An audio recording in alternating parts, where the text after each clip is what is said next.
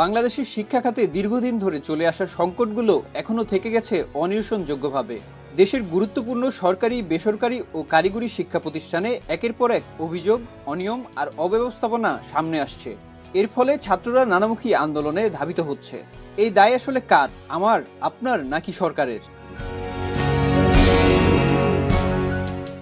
খুলনা প্রকৌশল ও প্রযুক্তি বিশ্ববিদ্যালয়ে যে আন্দোলন শুরু হয়েছিল তার মূল কারণ ছিল ছাত্র রাজনীতি নিষিদ্ধ করার দাবিকে কেন্দ্র করে সংঘর্ষ। কুয়েট ক্যাম্পাসে ছাত্রদল এবং বৈষম্য বিরোধী ছাত্র আন্দোলনের মধ্যে সংঘর্ষ হয়। এর ফলে শিক্ষার্থীরা প্রশাসনিক ও একাডেমিক ভবনগুলো তালাবদ্ধ করে বিক্ষোভ শুরু করে। পরবর্তীতে সিন্ডিকেট সভায় সংঘর্ষে জড়িত থাকার অভিযোগে ৩৭ শিক্ষার্থীকে সাময়িকভাবে বহিষ্কার করা হয়।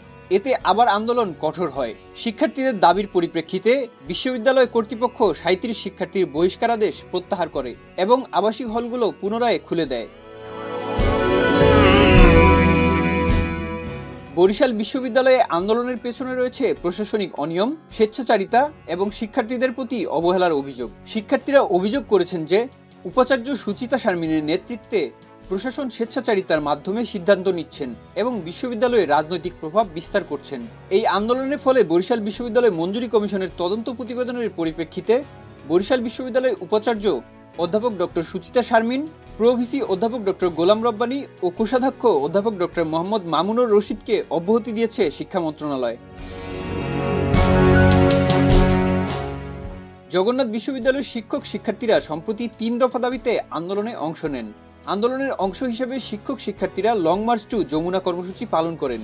এ সময় পুলিশের সঙ্গে সংঘর্ষে প্রায় অর্ধশত শিক্ষক শিক্ষার্থী আহত হন। পরবর্তীতে সরকারের পক্ষ থেকে দাবিগুলো মেনে নেওয়ার আশ্বাস দেওয়া হয়। সরকারি ৭ কলেজকে একত্রিত করে নতুন বিশ্ববিদ্যালয় গঠনের ঘোষণা দেওয়া হলেও দীর্ঘদিনেও কার্যকর কোনো অগ্রগতি হয়নি। শিক্ষার্থীরা অভিযোগ করেছেন, নাম প্রস্তাব ছাড়া এ বিষয়ে আর কোনো উদ্যোগ নেওয়া হয়নি। দাবি মানা না হলে তারা আবার আন্দোলনে নামার হুমকিও দিয়েছে। তিতুমীর কলেজের শিক্ষার্থীরা তাদের কলেজকে বিশ্ববিদ্যালয় করার দাবিতে দীর্ঘদিন আন্দোলন করেছে, তবে শেষ পর্যন্ত তারা এই আন্দোলন থেকে স্বেচ্ছায় অব্যাহতি দেয়। বেসরকারি বিশ্ববিদ্যালয় ইউনাইটেড ইন্টারন্যাশনাল ইউনিভার্সিটিতে উচ্চ ফি, সীমিত বৃত্তি ও অতিরিক্ত একাডেমিক প্রেসার শিক্ষার্থীদের নাজুক অবস্থায় ফেলে দিচ্ছে। মানসম্মত শিক্ষা দিলেও শিক্ষার্থীদের কল্যাণে কার্যকর উদ্যোগের অভাব রয়েছে বলেই দাবি অনেকের। বিভিন্ন দাবিতে পলিটেকনিক ইনস্টিটিউটের শিক্ষার্থীরা আন্দোলন করছে।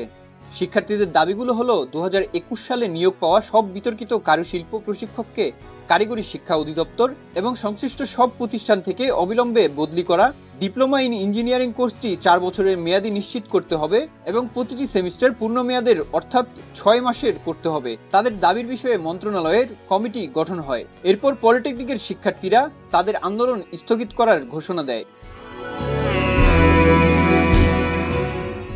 সরকারি প্রাথমিক বিদ্যালয়ের সহকারী শিক্ষকরা ফের তাদের দাবি আদায়ের লক্ষ্যে কঠোর কর্মসূচির পথে হাঁটতে যাচ্ছেন।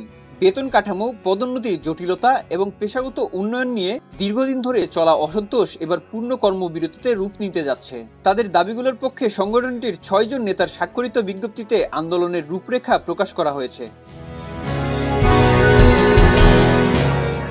দেশের শিক্ষা খাতে নীতি নির্ধারকদের অদূরদর্শী সিদ্ধান্ত, দীর্ঘসূত্রিতা ও অব্যবস্থাপনার কারণে প্রতিদিনই শিক্ষার্থীরা হতাশ হচ্ছেন। শিক্ষা যদি উন্নয়নের মূল চাবিকাঠি হয়, তাহলে এ চাবির সুরক্ষা নিশ্চিত করতে এখনই প্রয়োজন সমন্বিত ও কার্যকর পদক্ষেপ।